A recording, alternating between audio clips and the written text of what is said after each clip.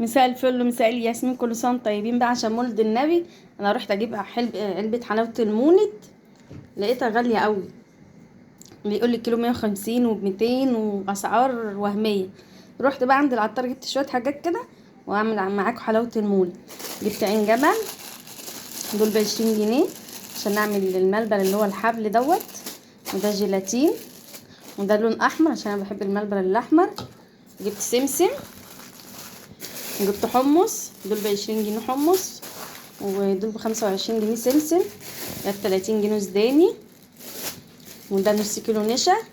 وجبت برطمان عسل جلوكوز، وجبت ماء ورد عشان يتحط للحلويات، وكيلو سكر.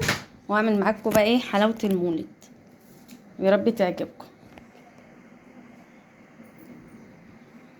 اهو وجبت اكياس عشان اغطي بيها الحاجه، ودي صواني هحط فيها الحاجه. كده انا رتبت حاجتي كلها، واعمل بقى حاجه حاجه واوريكم بقى حلاوه المولد.